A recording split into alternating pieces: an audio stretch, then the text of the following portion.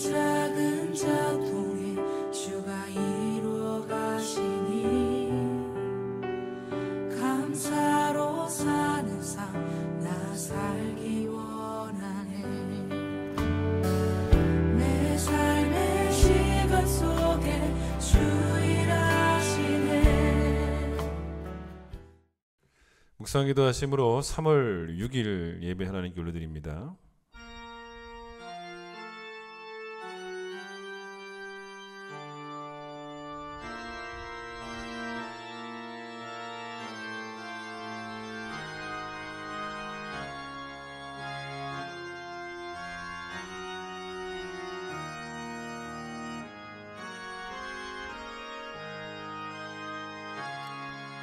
온 땅이여 여호와께 즐거운 찬송을 부를지어다. 기쁨으로 여호와를 섬기며 노래하면서 그의 앞에 나아갈지어다. 감사함으로 그의 문에 들어가며 찬송함으로 그의 궁정에 들어가서 그에게 감사하며 그의 이름을 송축할지어다. 아멘.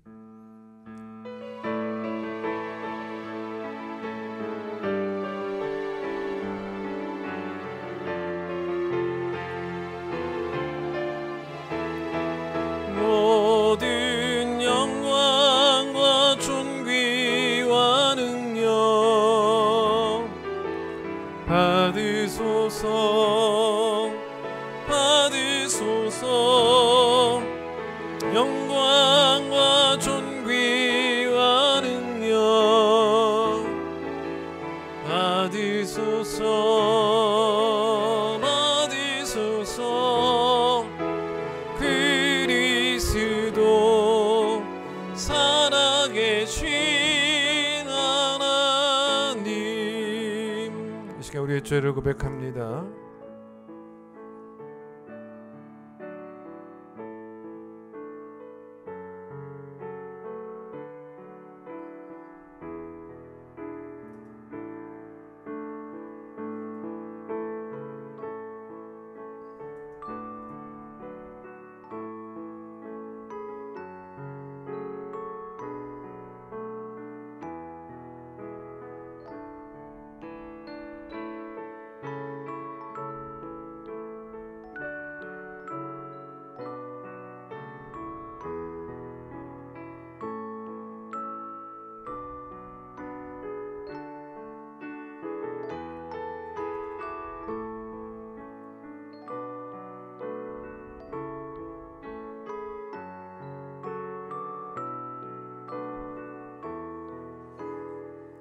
여호와는 긍휼이 많으시고 은혜로우시며 노하기를 더디하시고 인자하심이 풍부하시도다.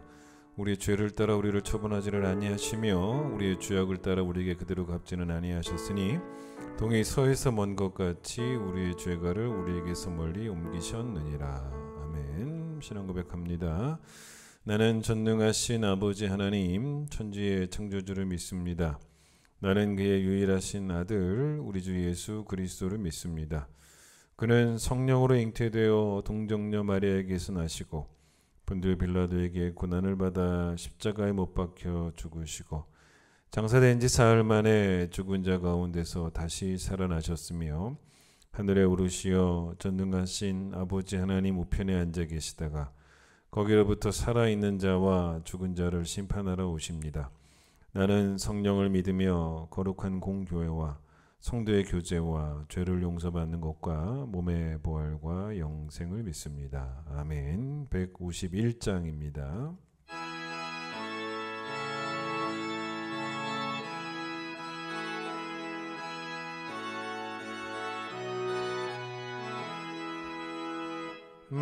만왕의 왕 내 주께서 왜곡 당했나. 이 벌레 같은 날 위에 그 보혈을 였네. 십자가 내가 처음 볼 때에 나의 맘에 큰 고통 사라져. 오늘 믿고서 내 눈 밝았네. 참 내 기쁨 영원하도다. 주 십자가 못 박힘은 속죄함 아닌가.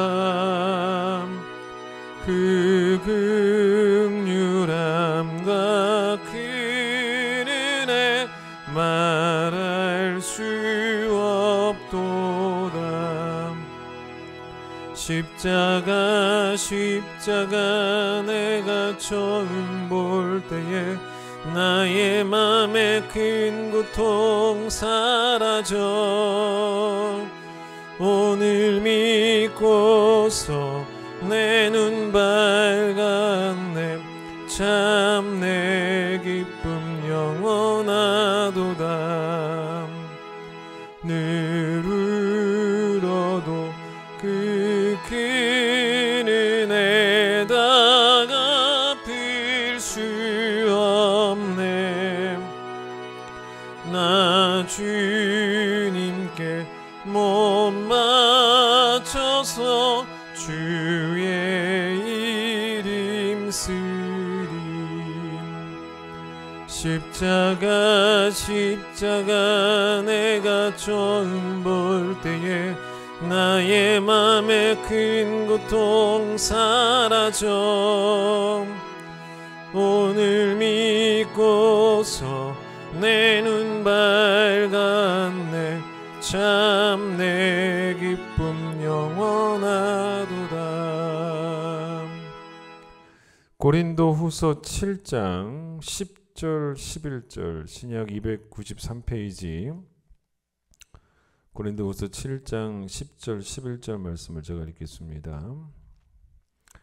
하나님의 뜻대로 하는 근심은 후회할 것이 없는 구원에 이르게 하는 회개를 이루는 것이요 세상 근심은 사망을 이루는 것이니라. 보라, 하나님의 뜻대로 하게 된 이 근심이 너희를 얼마나 간절하게 하며 얼마나 변증하게 하며 얼마나 분하게 하며 얼마나 두려워하게 하며 얼마나 사모하게 하며 얼마나 열심 있게 하며 얼마나 벌하게 하였는가. 너희가 그 일에 대하여 일체 너희 자신의 깨끗함을 나타내었느니라. 아멘.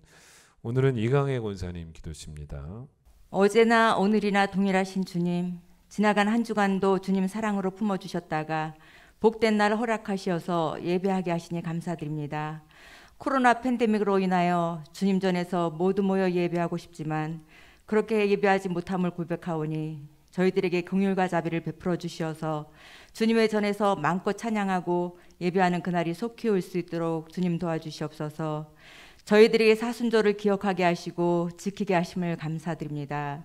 부활의 기쁨을 주시기 위해서 몸소 십자가의 사랑을 실천하신 그 크신 사랑을 기억하며 경건하고 겸손한 마음으로 사순절 하루하루를 지낼 수 있도록 주님 도와주시고 하나님 사랑, 이웃 사랑을 실천하며 살아갈 수 있도록 주님 인도하여 주시옵소서.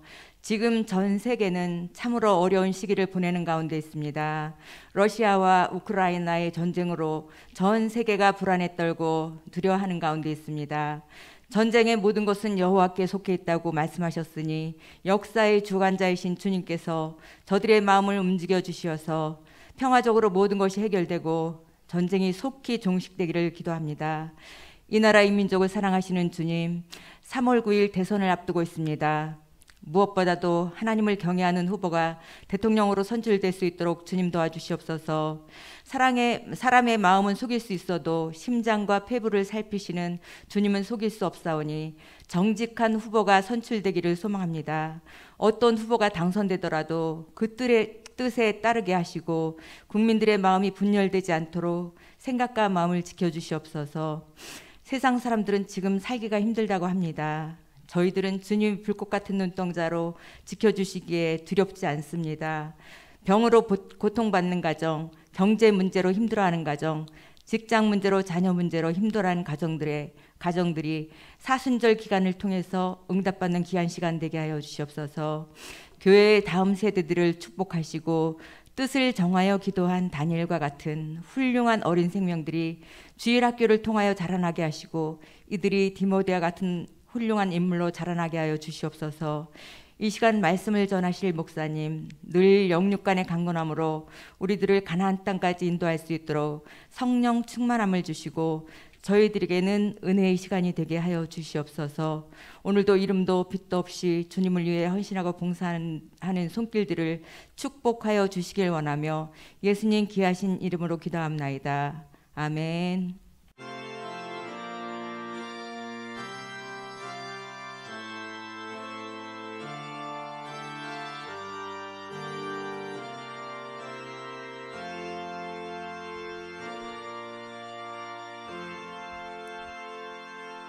봉헌하겠습니다.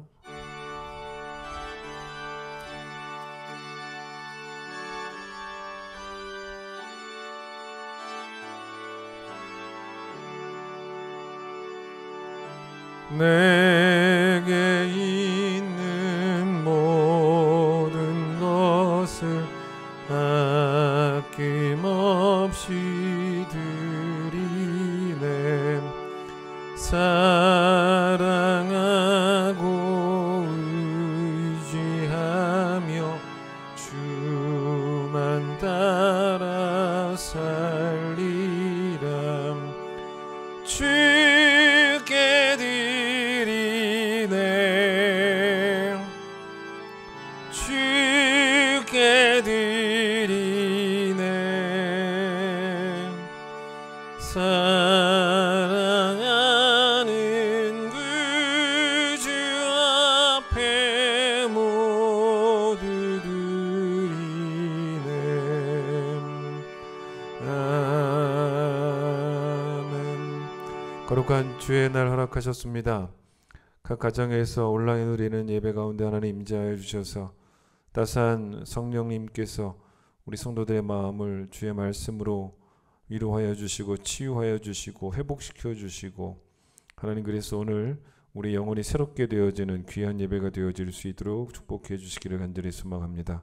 코로나로 사방이 우겨싸임을 당한 듯하게 보이지만 또 확진자들이 더 많아지는 이 시국에 그럼에도 불구하고 우리의 눈을 들어 하늘에 계신 주님만을 바라보게 하여 주시고 우리의 약함을 고백하고 또 우리의 작음을 고백하고 또 하나님의 크심을 고백하는 믿음으로 하나님께 영광 돌리는 우리 모두가 될 수 있도록 주님 도와주셔서 이 고난의 때도 우리에게 결국은 유익하였다라고 말할 수 있는 우리 모두가 되게 하여 주시옵소서.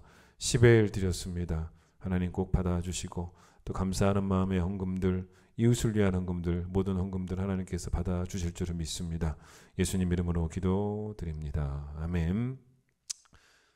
교회 소식을 전하겠습니다. 사순절이 시작되었습니다. 경건하게 이 기간을 잘 보내시다가 부활의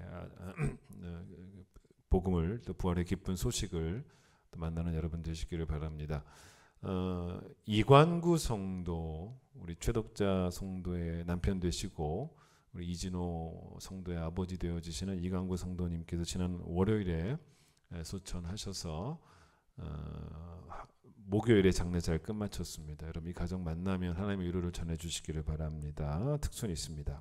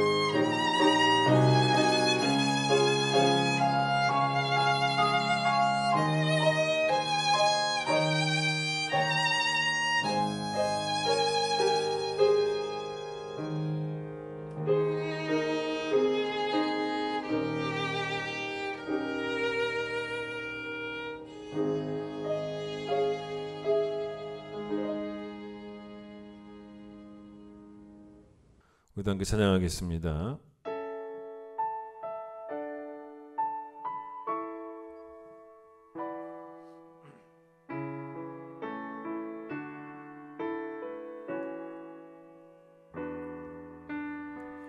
이 땅에 내 삶이 비록 버겁더라도 주님의 선하심 나 믿으며 가림.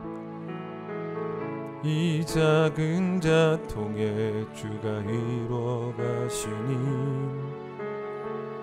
감사로 사는 삶 나 살기 원하네. 내 삶의 시간 속에 주 일하시네. 내 모든 여정 속에 함께 하시네. 깊고도 크신 주의 영광을 나보리라. 위대하신 주 나는 주님께 속한 자 되어 주의 나라 위해 전심으로 살리라. 주의 마음에 합한 자 되어 맡기신 소명 이루리. 자, 오늘 이제 배우라 시리즈 마지막 시간입니다. 오늘은 실패를 통해 배우는 삶에 대한 말씀을 전하려고 합니다. 배우기 위해 실패하라는 말씀이 아니죠. 실패했다면 그 실패를 오히려 디딤돌이 되게 만들어 버리라는 것입니다. 실패해서 망하는 사람들도 많아요. 그러나 또 분명 또 누군가에게는 그 실패가 오히려 약이 되는 경우도 많이 있습니다. 신앙의 세계에서 여러분 실패하지 않는 것도 물론 승리죠. 그러나 실패를 또 영적 진보의 재료가 되게 하는 것도 결국은 여러분 승리다라고 보시면 됩니다. 베드로를 생각해 보세요. 복음서에 나오는 베드로는 실패한 사람입니다. 근데 우리가 사도행전에서 만나는 베드로는 승리하는 사람이었다는 거죠. 베드로는 실패가 없이 늘 승승장구했던 사람은 아니었다는 겁니다. 여러분, 베드로는 어떤 사람이었냐면 비록 실패했지만 그의 실패가 그를 가르치게 했어요. 그러니까 쉽게 말해서 실패를 이제 교훈 삼았던 이제 그런 사람이었다는 것입니다. 여러분, 실패하지 않는 승리도 승리예요. 그러나 실패를 교훈 삼는 것도 실패를 잘 활용하는 것도 성경은 또한 승리라고 말하고 있다는 것입니다.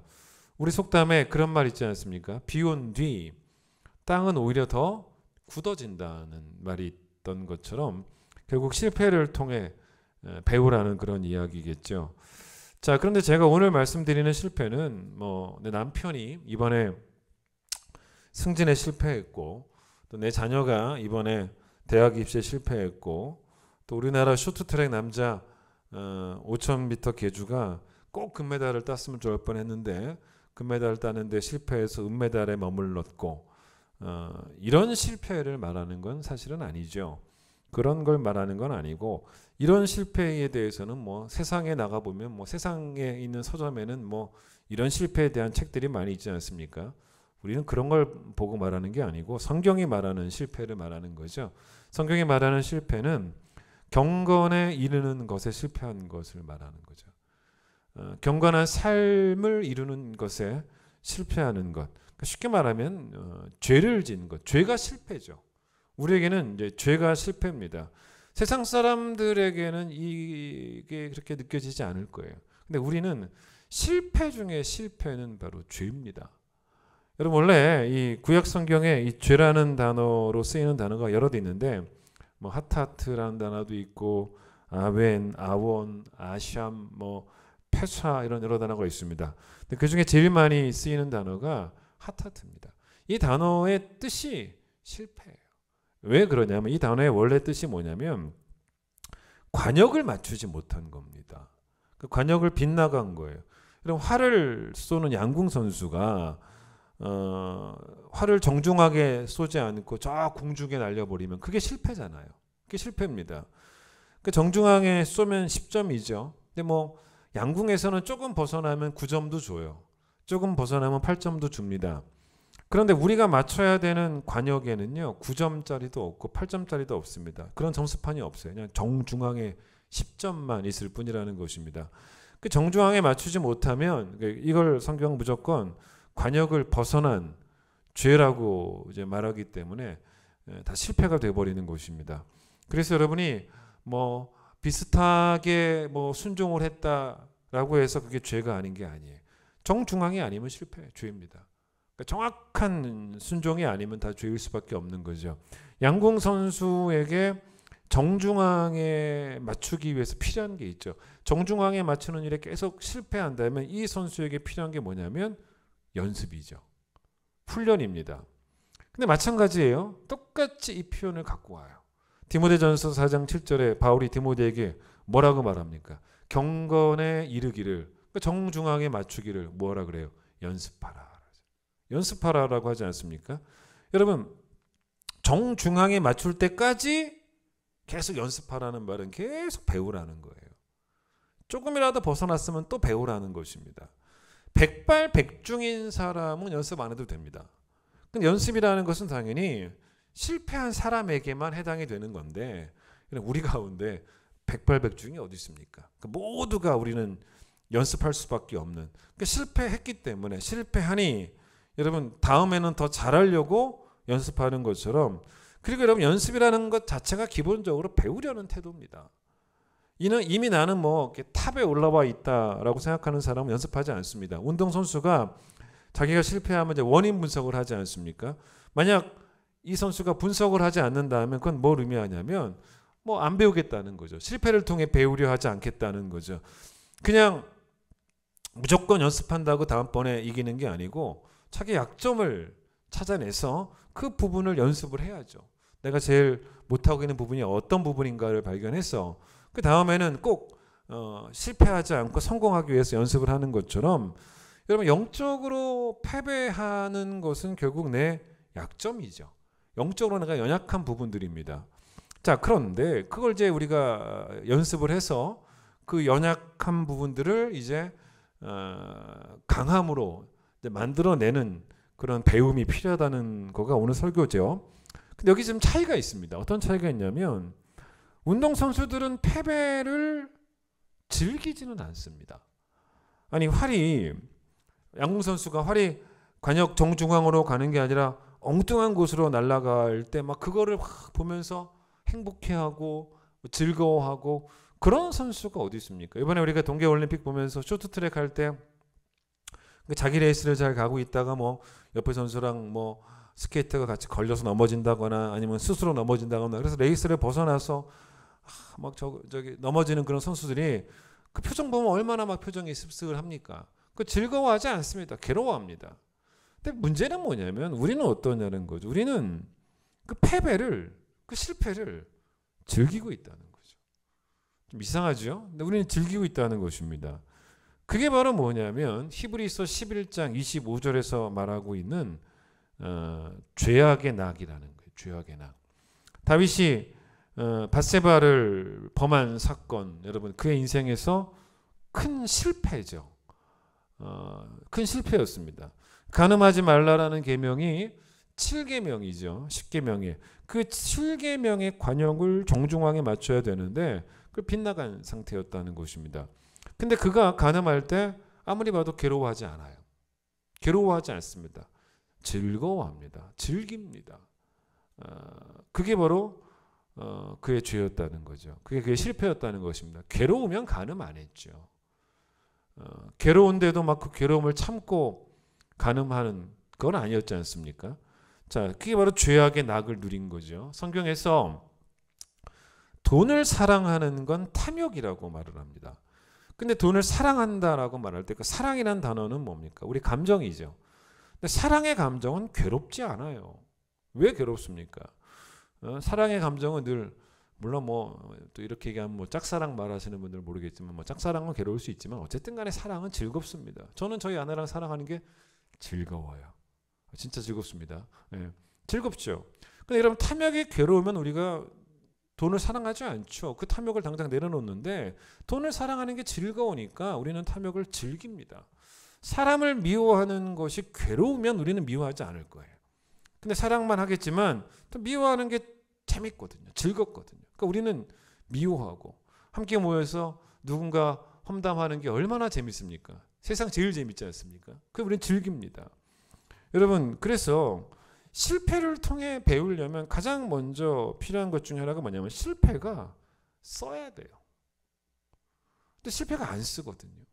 그러니까 실패가 여전히 달게 느껴지면 그게 우리가 실패라고 느끼지도 못한다면 우리는 완전히 이 선과 악의 기준이 무너진 사람들이 돼버린 거죠.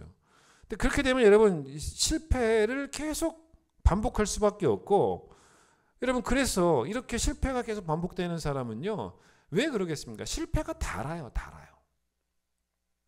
여러분 실패가 단 사람이 무슨 연습을 하겠습니까? 경건에 이르도록 연습을 할 이유가 없죠. 운동선수는 좀 다르죠. 운동선수는 지고 싶어서 지는 경우는 거의 없죠. 사실은 운동선수는 이기고 싶어 해요. 그런데 이기고 싶어 하지만 지는 거겠죠. 근데 우리는 다르지 않습니까? 우리가 여러분 지고 싶어서 지는 사람들 아닙니까? 그렇죠? 응? 그럼 또 우리가 이렇게 말할지도 몰라요. 우리는 사실은 지고 싶어서 지고 있는 건데 이렇게 말할지도 모르죠. 목사님, 저는 지고 싶어서 지는 게 아닙니다. 저는 진짜 이기고 싶은데 자꾸 집니다. 라고 말할 사람들도 있을지 모르겠죠. 그런데 이제 이것도 사실은 조금 엄밀히 따져보면 어떻게 설명이 될 수도 있냐면 어쨌든 간에 지는 것이 이기는 것보다 조금이라도 더 즐거웠다는 거죠. 그러니까 우리가 지는 쪽을 택하는 거죠. 그건 너무나 상식적인 이야기 아니겠습니까? 그러니까 이기는 즐거움이 나를 완전히 사로잡지 못하니까 그래서 우리가 결국 택하는 게 지는 즐거움. 그게 더 즐겁다는 거죠. 그래서 우리가 지난 3주 동안 했던 이야기 가운데 히브리서 11장, 12장 이야기를 제가 계속 쭉 해왔죠. 오늘도 잠깐만 히브리서 11장을 펴보겠습니다. 366페이지를 한번 펴보세요. 거기에 모세의 믿음을 좀 한번 이야기해 보겠습니다. 모세의 믿음. 이게 이제 히브리서 11장, 12장 우리가 쭉 이야기해 왔는데 11장은 믿음의 선배님들에게 배우라는 이야기였지 않습니까? 자, 11장 모세의 믿음을 보세요. 24절, 25절입니다. 믿음으로 모세는 장성하여 바로의 공주의 아들이라 칭함받기를 거절을 했고 도리어 하나님의 백성과 함께 고난받기를 잠시 죄악의 낙을 누리는 것보다 더 좋아했다라고 이렇게 이야기를 하고 있습니다. 그러니까 모세가 선택을 잘한 거죠. 공주의 아들이라는 애굽이라는 나라의 공주의 아들이라는 자리는 아주 탐나는 자리 아니겠습니까? 그리고 애굽의 궁전에 살면 누릴 수 있는 또 물질적인 부요함들, 풍성함들도 많았고 또 누릴 수 있는 거기 나온 것처럼 죄악의 낙들도 많았습니다. 뭐 얼마나 죄를 많이 지을 수 있는 곳이 바로 그 왕궁이었습니까? 또 자기가 또 권세가 있으면 또 쉽게 타락하지 않습니까? 근데 이제 모세가 그런 것들을 선택하지 않았고 뭘 택했냐면 하나님의 백성과 함께 고난받는 걸 택했다는 것입니다. 자, 모세가 선택을 잘했죠. 그럼 어떻게 하면 이런 우리가 선택을 할 수 있는가를 좀 한번 어떻게 하면 어떤 이제 이게 믿음장이니까 모세에게 도대체 어떤 믿음이 있었기에 이렇게 관역을 잘 맞췄냐는 거예요. 그죠? 실패하지 않고 이걸 알려면 11장 처음에 나오는 말씀을 한번 6절을 보세요. 6절에 이런 말씀이 나오죠. 보세요. 거기 앞에 부분만 읽겠습니다. 믿음이 없이는 하나님을 기쁘시게 하지 못한다라고 이렇게 나오고 있지 않습니까? 그러니까 왜 여러분 생각해 보세요. 여기 믿음장에 나오는 모든 인물들의 믿음은 왜 이렇게 하나님 보시기에 아름다운 믿음을 가졌냐는 것입니다. 이 사람들이 가진 믿음은 어떤 의도가 있었냐면 하나님을 기쁘시게 해드리고 싶어서. 그 말이잖아요. 믿음이 없이는 하나님을 기쁘시게 못하니까 하나님을 기쁘시게 해드리고자 하는 그 의도로 믿음 생활을 했다는 거죠. 그렇잖아요. 그러니까 여러분 그게 바로 또 모세의 믿음이었죠. 그러니까 이 히브리서 11장에 나오는 모든 이 믿음의 인물들은요. 잘 보세요. 자기를 기쁘게 하는 삶을 택하지 않습니다. 하나님을 기쁘시게 하는 삶을 믿음으로 선택을 해요. 바른 선택, 바른 결정을 한 사람들입니다. 여러분 뭐가 실패인가? 이게 실패입니다. 나를 기쁘게 하는 걸 선택한 게 실패가 되는 거죠. 여러분 죄악의 낙은요. 누가 누립니까? 하나님이 누리는 게 아니에요. 내가 누리지 않습니까? 그러니 내가 누릴 즐거움을 택한다는 거죠. 그러니까 나를 위해 죄를 택하는 거예요. 즐겁잖아요. 그러니까 나를 기쁘게 하려고. 쾌락으로 나를 기쁘게 하려고. 그게 죄악의 낙을 택하는 선택 아니겠습니까? 그게 결국 뭡니까? 실패가 되는 거죠. 결국 이게 뭐냐면 사랑의 문제 아니겠습니까? 여러분 예를 들어서 여러분 이 사랑의 문제를 우리가 아담과 하와의 문제로 한번 이제 분석을 해볼 때 여러분 이게 결국 뭐냐면 나를 사랑하는 선택을 한 거죠. 아담과 하와가 선악과를 먹을 때 그들이 정말로 하나님을 사랑했다면 안 먹었겠지만 어떻게 유혹합니까? 여러분 이 뱀의 유혹이 뭐냐면 뱀의 유혹은 간단해요. 너희들의 인생을 너희들 중심으로 살라는 거였어요. 그러니까 네가 하나님 될 수 있다라는 착각을 하게 하죠. 그래서 결국 아담과 하와가 선악과를 먹을 때 자기들이 하나님처럼 될 수 있다라는 착각을 하면서 자기들을 위해 자신들이 중심이 되어서 자기를 기쁘게 하기 위해서 선택을 하는 철저하게 자기중심적인 사고로 죄를 선택을 한 거였죠. 여러분 따라서 우리의 삶이 내 중심에서 하나님 중심으로 완전히 바뀌지 않고서는요. 오늘도 우리는요. 자꾸 넘어지는 거예요. 오늘도 우리는 심지어는 아무런 갈등도 없이 그냥 죄를 선택하고 그게 더 심각해지면요. 이게 실패인지도 모르고 살아갑니다. 그럼 우리는 실패로부터 아무것도 배우지 못하게 되는 것이고 실패가 여러분 좀 쓰게 느껴져야지만 실패로부터 배우려는 마음도 생기는 건데 쓰지도 않은데 뭘 배우겠습니까? 여러분 따라서 반드시 우리 안에 있어야 되는 게 바로 하나님을 향한 사랑이 회복돼야 된다는. 그러니까 그 사랑의 정도가 여러분 깊어지고 또 깊어지고 더 깊어지면 여러분 실패가 점점 더 써지는 거예요. 처절하리만큼 쓰게 느껴집니다. 여러분 따라서 하나님을 향한 사랑이 깊어지면 깊어질수록 실패를 교훈 삼는 태도도 점점 강해지는 거죠.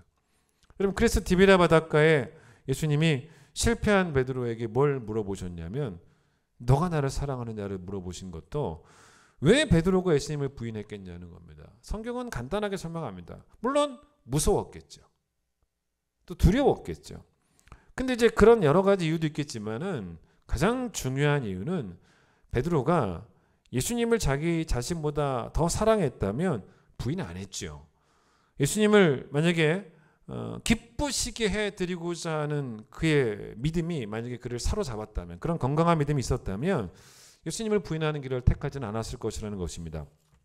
여러분 그러니 예수님은 베드로의 새 출발을 위해서 예수님을 향한 베드로의 사랑을 3번이나 점검할 수밖에 없었던 너가 나를 사랑하느냐 그걸 3번이나 물어볼 수밖에 없으셨던 그러니 여러분 하나님을 향한 사랑이 우리에게 꼭 필요한데 그래서 이제 다시 하는 본문을 가보겠습니다. 고린도후서 따라서 여러분 잘 보세요. 오늘 7장을 보십시오. 그 하나님을 향한 사랑이 있어야지만 이제 뭐가 나오냐면 10절 보세요. 하나님의 뜻대로 하는 근심, 즉 회개가 나온다는 거예요. 그죠? 여러분 그러니까 하나님을 향한 사랑이 없는 회개라는 거 있을 수가 없어요. 하나님을 사랑하지 않는 사람은 절대로 회개하지 않습니다. 하나님을 향한 사랑이 있어야지만 회개도 있는 거예요. 이제 그거죠. 여러분 그래서 하나님을 사랑하는 사람에게 어떤 근심이 있어야 된다고 말하냐면 하나님의 뜻대로 하는 근심이 있어야 된다고 말을 하죠. 요거랑 비교하는 게 있습니다. 그게 뭐냐면 10절 끝에 보세요. 어떤 근심? 세상 근심이라는 거죠. 그럼 자, 비교해 보겠습니다. 하나님의 뜻대로 하는 근심을 하는 사람이 있고 세상 근심을 하는 사람이 있다라고 한번 생각해 보세요. 겉보기에는 둘 다 똑같이 근심하고 있어요. 그냥 근심이에요. 근데 그 근심의 질이 달라요. 근심의 격이 다릅니다. 근심의 수준이 달라요. 자, 만약 여러분이 하나님을 사랑하는 마음이 있어서 자꾸 근심이 된다면 그건 바로 회개입니다. 맞죠? 그런데 만약에 나를 사랑하는 마음에 집중하다 보니 자꾸 근심이 생겨요. 그걸 바울이 뭐라 그랬냐면 세상 근심이라고 한 거죠. 그러니까 하나님을 기쁘시게 해드리기 위한 목적으로 내 안에 근심이 시작이 된다면 그건 회개지만, 그러나 나를 기쁘게 하기 위한 근심들이 내 삶에 가득, 내 마음속에 가득 채워져 있다면 그거 바로 세상 근심이라고. 무슨 말이냐면 하나님과의 관계 때문에 근심하는 근심은 아니더라는 거죠. 세상 근심이라는 것은 여러분 세상 사람들이 하는 근심들, 여러분 뭐 친구들을 만나고 회사 동료들, 뭐 동네에서 뭐 학부모들을 만나고 그분들하고 한번 대화를 해보시면요, 다들 근심들이 있지 않습니까? 다 근심이 있어요. 근데 그 근심의 주제를 잘 보시면 다 똑같지 않습니까? 그 근심이 다 어떤 근심이냐면 내가, 아니면 뭐 내 남편이, 아니면 뭐 우리 가정이, 내 자녀가 잘못되면 어쩌나, 뭐 이런 근심 아니겠습니까? 여러분 세상 사람들이 모여가지고 한숨 푹푹 쉬면서 하는 근심을 가만 들어보면 철저하게 뭐냐면 자기중심적인 근심이에요. 대표적인 근심이 바로 뭐겠습니까? 경제적인 근심 아니겠습니까? 세상 사람들이 자기의 막 현재 상황들에 대해서 불안해하고 현재 처한 상황들에 대해서 막 또 불만을 품고 그러면서 근심하지 않습니까? 그게 예수님께서 말씀하신 대로라면 무엇을 먹을까, 무엇을 입을까에 대한 근심과 염려죠. 근데 이런 근심이 사실은 아무런 유익이 없는 근심이라는 거예요. 그래서 오늘 본문도 11절을 보면은요, 11절은 무슨 말이냐면, 자, 11절 처음 보세요. 하나님의 뜻대로 하게 된 이 근심이 유익을 준다는 거예요. 유익을 주는데 세상 근심은 사망에 이르게 하지 유익을 줄 수가 없다는 것입니다. 여러분 그럼 잘 보십시오. 자, 그러면 예수님의 말씀처럼 뭐 근심한다고 해서 키가 자라는 것도 아니지 않습니까? 자, 내 형편과 내 상황에 대한 근심들을 할 때 내 형편과 상황이 남들만큼 좋아지기를 아니면 뭐 남들보다 더 좋아지기를 바라는 그런 마음에서의 근심들이 다 세상 사람들의 근심입니다. 다 그런 거예요. 근데 이 근심은 철저하게 뭡니까? 나를 기쁘게 하기 위한 근심 아니겠습니까? 당연히 이 근심은 뭐냐면 자기가 바라는 바가 있어요. 자기가 욕망하는 바가 있죠. 욕망이라는 단어가 더 어울리겠습니다. 욕망하는 바들이 아직 이루어지지 않은 것에 대한 근심이고 또 이루어지지 않을까봐 하게 되는 근심들 아니겠습니까? 남들과 자꾸 비교하게 되지 않습니까? 그러다 보니 자꾸 자존심이 상하게 됩니다. 그 자존심 때문에 근심이 자꾸 깊어지는 거예요. 그 얘기예요. 특히 우리에게 이것도 문제입니다. 이 자녀 문제가 자꾸 내 자존심과 연관이 되지 않습니까? 내 자존심 때문에라도 자녀 문제가 좀 아주 중요한 문제가 되는 겁니다. 우리에게 내 자존심을 위해서라도 내 자녀가 잘 되기를 바라는 그런 상당히 저급한 마음들이 얼마나 많이 있냐는 거죠. 그래서 여러분이 또 자녀로 인해서 근심을 하게 된다면 그게 여러분 자녀를 위해서, 그러니까 자녀를 위해서도 아니죠. 자녀로 인해서, 위해서도 아니고 자녀를 인해서 근심을 하게 될 때 여러분 그 근심 가운데 여러분 솔직하게 얘기해 보세요. 하나님을 향한 사랑이 들어 있습니까? 전혀 없잖아요. 내 자존심을 위해서라도 잘 되기를 바라는 뭐 그런 마음이라면 말 그대로 세상 근심일 수밖에 없죠. 근데 여러분 잘 보세요. 하나님의 뜻대로 하는 근심은 뭐냐면 내 생활 뭐 형편에 대한 근심, 그게 아닙니다. 그게 아니고 내 존재 자체에 대한 근심이에요. 내가 가장 불만인 것이 뭐냐면 남보다 더 가난한 내 생활 형편, 남보다 더 고난이 많고 그래서 더 불안한 그런 생활 형편, 이게 내 인생의 가장 큰 불만이 아니고 내 인생의 가장 큰 불만은 바로 뭐냐면 나 자신이에요. 나 자신. 내가 저지른 죄에 대한 바로 그 불만인 거죠. 내 생활 형편을 미워하는 게 아니에요. 그게 아니라 내 삶을 미워하는 거예요. 내 거룩하지 못한 삶을 미워하는 것입니다. 하나님 사랑한다고 우리가 얼마나 말만 잘합니까? 여러분, 우리 찬양 가사 보면 전부 다 하나님 사랑한다는 내용입니다. 그 찬양 부르면서 여러분 교회 와서 막 뜨겁게 찬양하면서 얼마나 뭐 은혜를 받아요. 여러분, 그러나 내 실제적인 삶은 쾌락을 택하지 않습니까?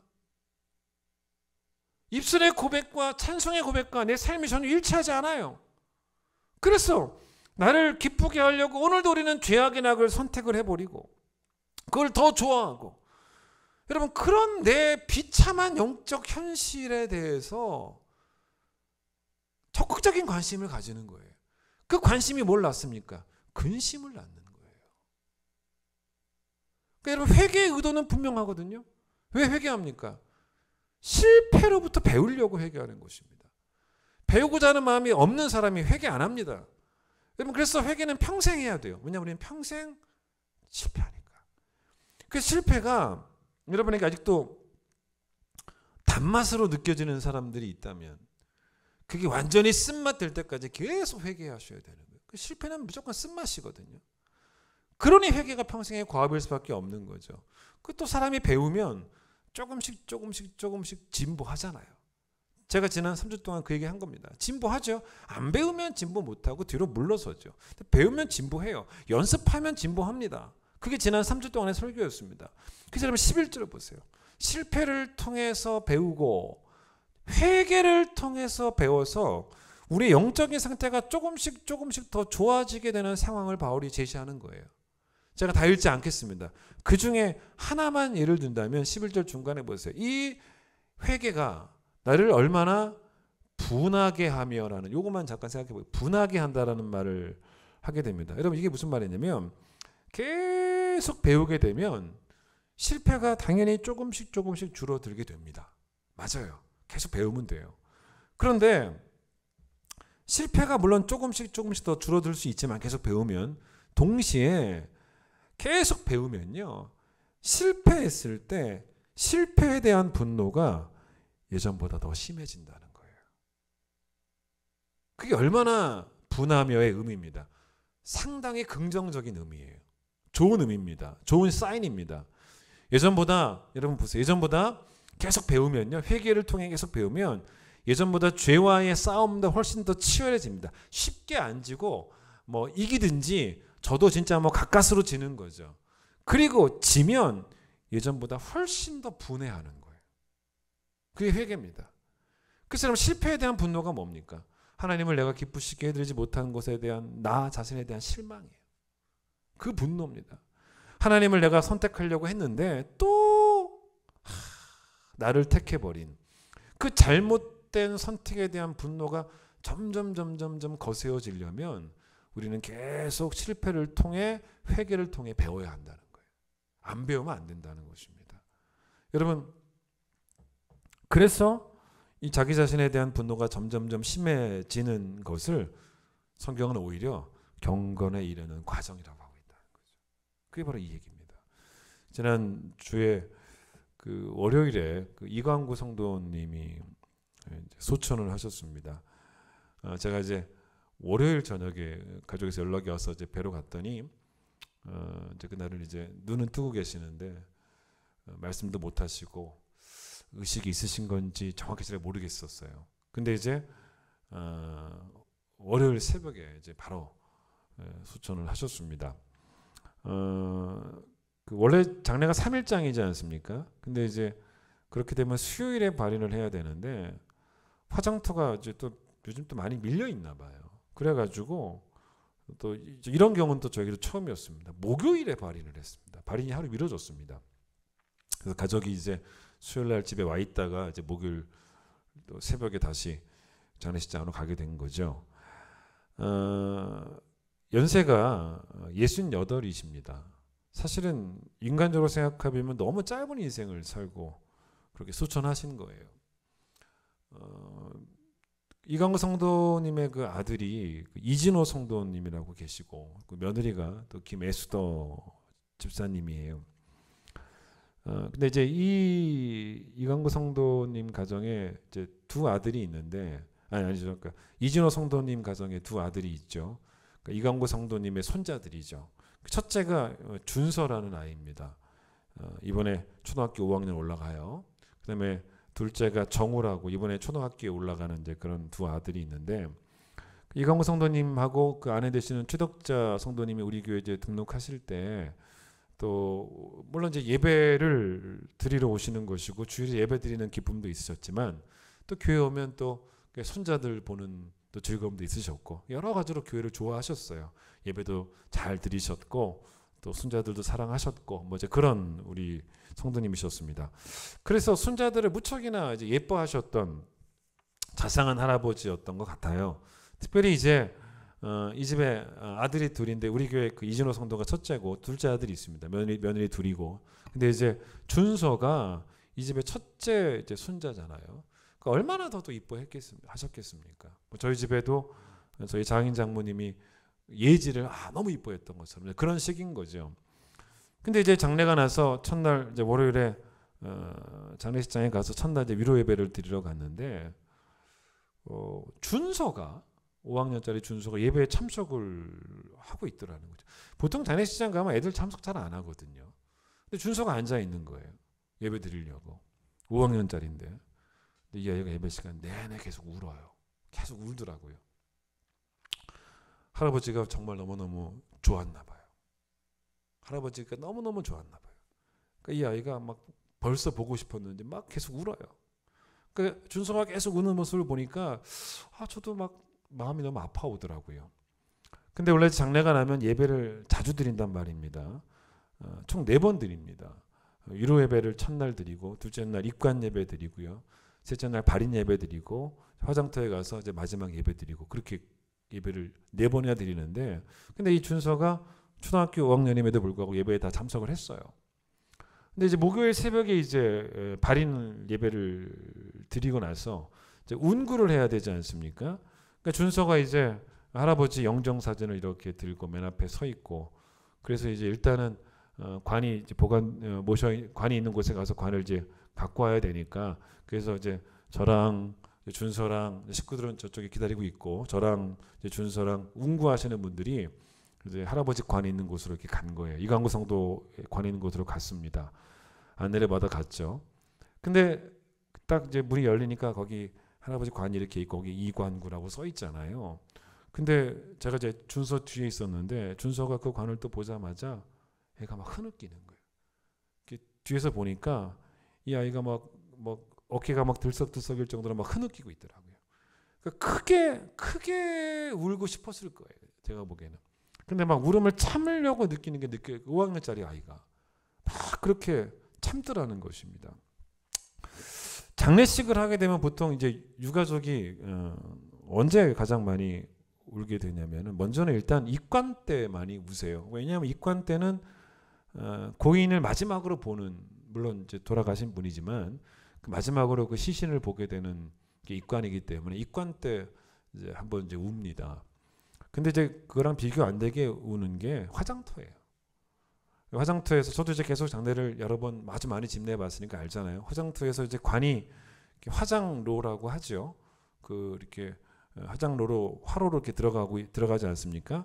결국에 불 속으로 들어가는 건데 그거를 볼 때 막 대부분 다 오해를 합니다. 물론 이제 유가족들이 볼 수 있는 것이 뭐냐면 불에 타는 것까지는 보진 않아요. 그 화장로로 이렇게 들어가고 이렇게 문이 닫혀요. 그때 막 많은 분들이 오해를 하고 또 대성통곡을 합니다.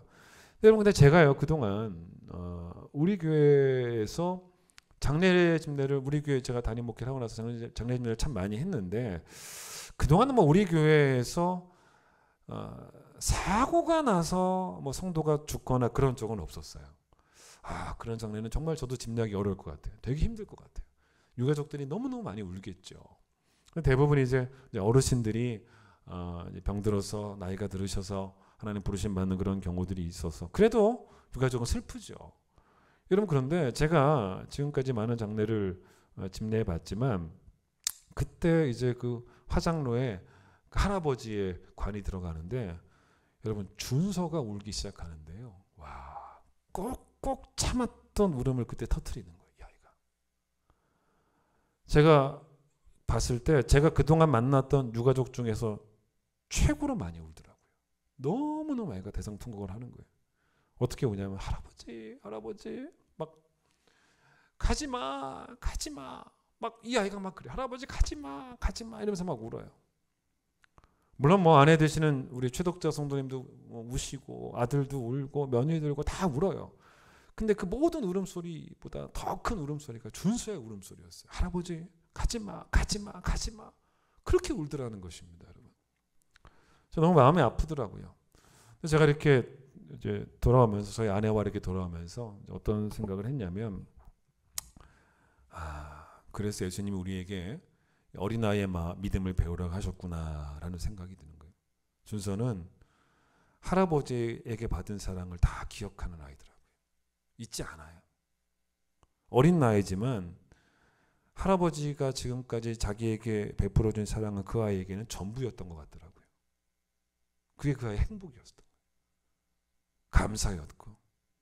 그래서 할아버지를 더 이상 볼 수 없다는 것에 준서는 너무 슬프기도 했고 그래서 울었고 그래서 아파했고 또 할아버지가 고마워서 감사해서 울었을 것이고 그리워서 울었을 것이고 준서는 그렇게 할아버지에게 받은 사랑 때문에 울었다. 그리고 할아버지에 대한 사랑 때문에 울었다. 그 아이였어요. 예수님이 우리에게 이런 믿음을 배우라고 말씀하신 게 아닐까요? 여러분 우리가 하나님께 받은 사랑을 다 잊고 살아가고 있지는 않냐는 겁니다.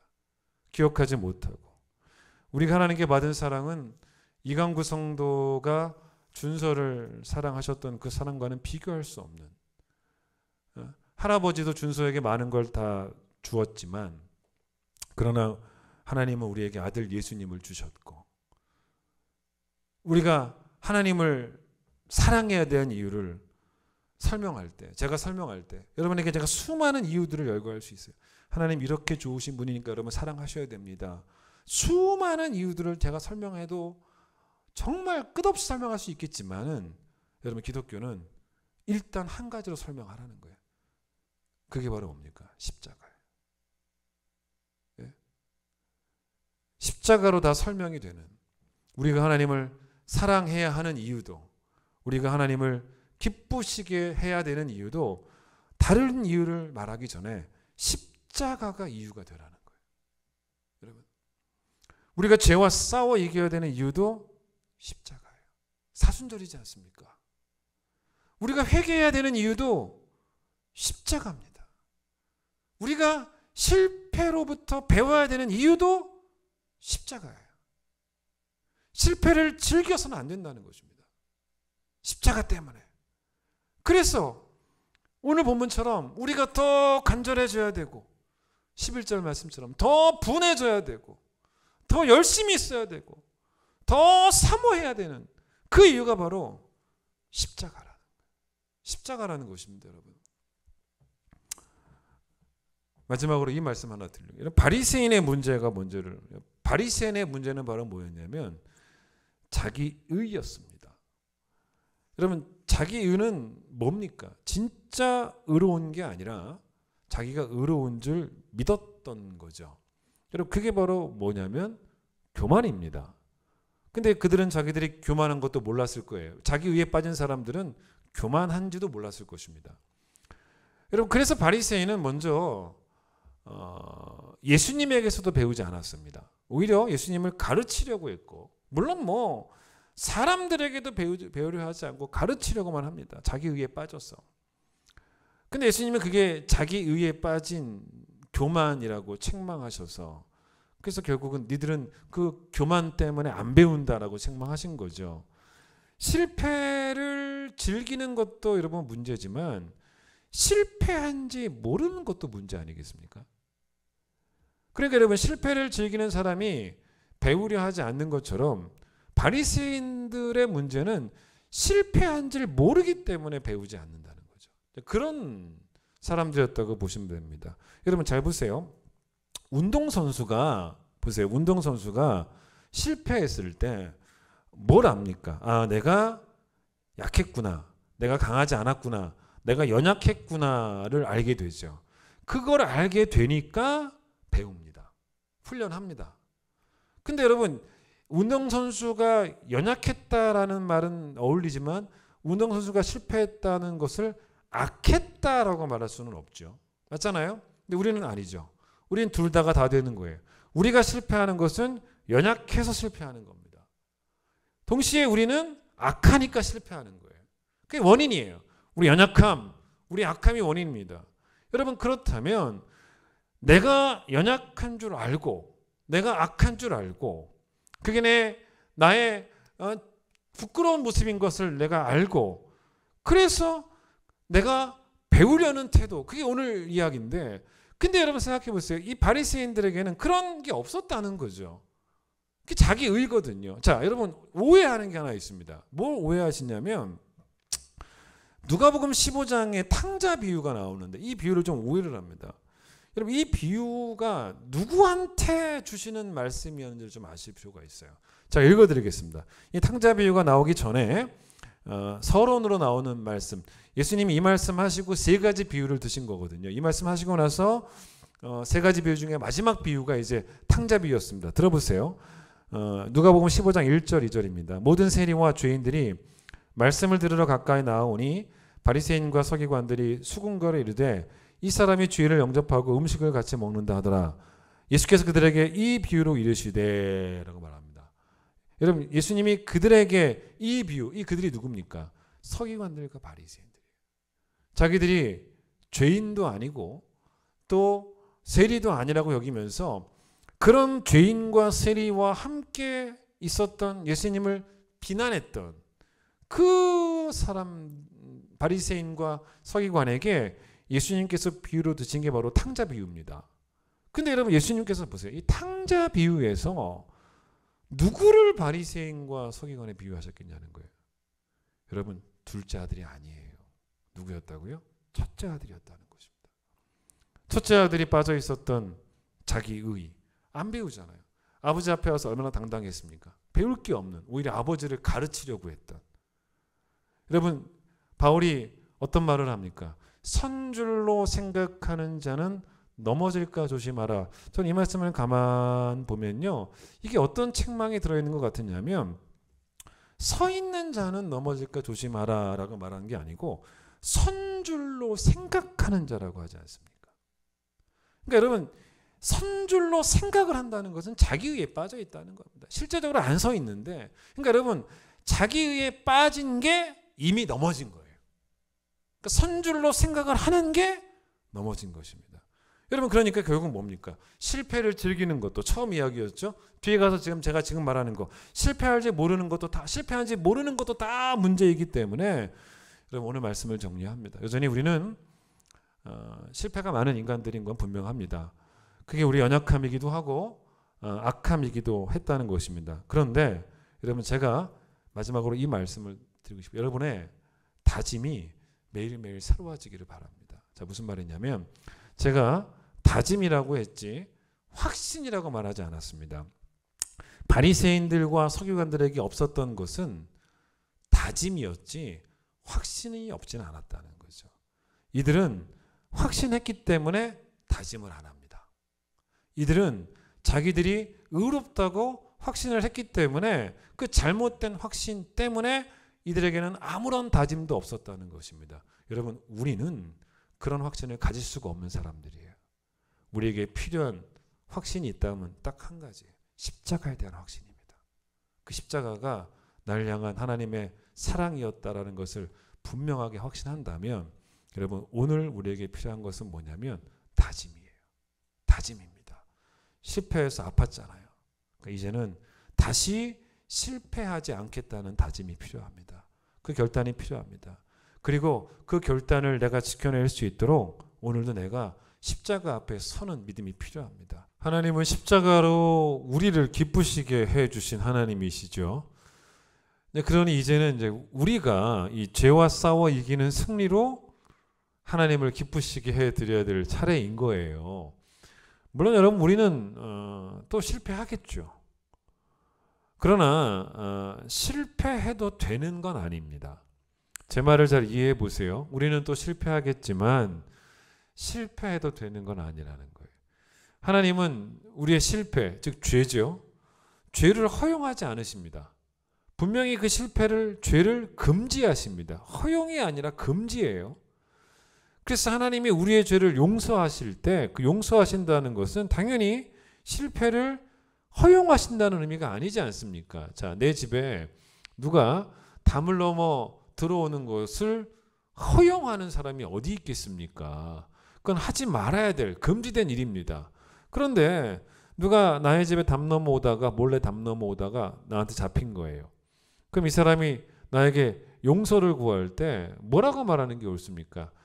허용되지 않은 것이었는데, 넘어와서는 안 되는 것이었는데 내가 넘어왔네요. 다시는 넘지 않겠습니다. 라는 결단을 보여줘야 되는 거예요. 그 용서를 구하는 거죠. 제가 또 마음 바뀌어서 언젠가 또 넘어올지도 모릅니다. 그거는 용서를 구하는 태도가 아니, 그런 말을 하면 그건 용서를 구하는 태도가 아니잖아요. 마찬가지입니다. 회개가 바로 그런 거예요. 회개는 어떤 것이냐면 하나님 잘못했습니다 정도가 아니라 다시는 그렇게 하지 않겠습니다. 그런 진실된 결단을 반드시 포함시키고 있어야 되는 거예요. 말씀을 정리하면 여러분 먼저는 자기 의를 다 내려놓으셔야 돼요. 나 자신의 영적 상태를 정확히 진단하고 정확히 볼 줄 아셔야 됩니다. 그래서 내 연약함과 악함을 인정하는 거죠. 영어 공부를 시작하는 사람이 아무것도 몰라, 영어에 대해서는 아무것도 모르는 사람이 제가 열심히 배우려는 마음으로, 그래서 결과적으로 영어를 잘하게 되고 싶어서, 그럼 이 사람이 제일 처음 해야 될 일이 뭡니까? 나는 ABC 아무것도, 알파벳 아무것도, ABC도 모르고 그것을 인정하는 태도가 필요한 것처럼 마찬가지예요. 자기 의를 우리가 다 내려놓고 연약함과 그 악함을 인정하는 겸손이 필요하고, 그래야 나는 여전히 배울 게 많고 나는 여전히 훈련해야 될 게 많은 사람이다라는 것도 인정하게 되고, 그렇게 되면 실패할 때마다 그걸 실패라고 인정을 하게 됩니다. 여러분 바리새인들은 실패를 인정을 안 해요. 자기들이 봤을 때는 실패가 아니라는 것입니다. 왜냐하면 자기 의에 빠져 있으니까. 자기들은 실패가 없는 사람이라는 것입니다. 그러나 정말 겸손하게 실패를 실패라고 인정을 하게 되면 즉각적으로 회개를 하게 되고 실패를 교훈 삼게 되고, 그래서 결국 다시는 실패하지 않겠다라는 거룩한 결단도 하게 된다는 거예요. 동시에 하나님 앞에서의 겸손만 필요한 게 아니라 하나님을 향한 사랑도 필요하다는 것입니다.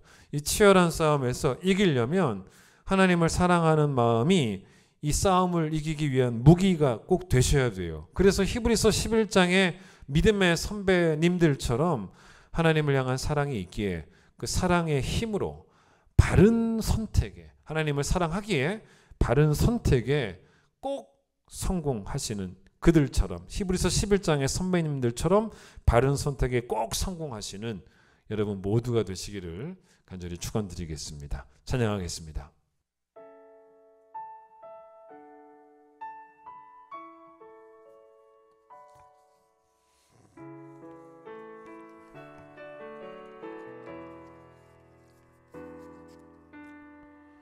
이 땅에 내 삶이 비록 버겁더라도 주님의 선하심 나 믿으며 가리. 이 작은 자통에 주가 이루어 가시니 감사로 사는 삶 나 살기 원하네. 내 삶의 시간 속에 주 일하시네. 내 모든 여정 속에 함께 하시네. 깊고도 크신 주의 영광을 나보리라. 위대하신 주, 나는 주님께 속한 자 되어 주의 나라 위해 전심으로 살리라. 주의 마음에 합한 자 되어 맡기신 소명이 이루. 이 땅에 내 삶이 비록 버겁더라도, 이 땅에 내 삶이 비록 버겁더라도 주님의 선하심 나 믿으며 가리. 이 작은 자통에 주가 이뤄가시니 감사로 사는 삶 나 살기 원하네. 내 삶의 시간 속에 주 일하시네. 내 모든 여정 속에 함께 하시네. 깊고도 크신 주의 영광을 나보리라. 위대하신 주, 나는 주님께 속한 자 되어 주의 나라 위해 전심으로 살리라. 주의 마음에 합한 자 되어 맡기신 소명이 이루. 나는 주님께 속한 자 되어, 나는 주님께 속한 자 되어 주의 나라 위해 전심으로 살리라. 주의 마음에 합한 자 되어 맡기신 소명이 이루리. 하나님, 우리가 실패를 즐기지 않도록, 또 우리가 실패한 줄 모르는 자기 의에 빠지지 않도록 우리를 지켜주시기를 간절히 소망합니다. 또 실패했을 때 살다 보면 실패할 수도 있지 라고 말하며 자기 합리화하고 가볍게 대하는 태도도 버리기를 원합니다.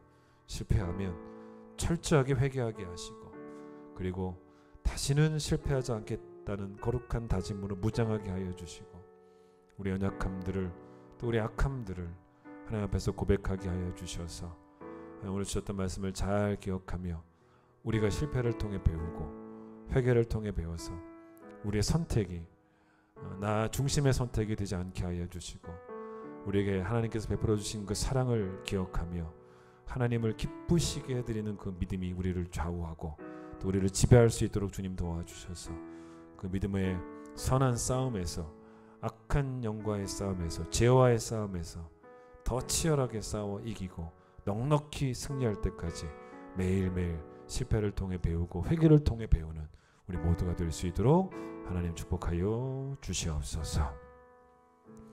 이전에 있으면 놀라우신 은혜와 하나님의 사랑과 성령의 역사하심이 실패를 통하여 배워 이제는 더 치열하게 싸우고 반드시 승리하게 되기를 원하는 모든 성도들 위해 함께하여 주시기를 간절히 축원하옵나이다. 아멘.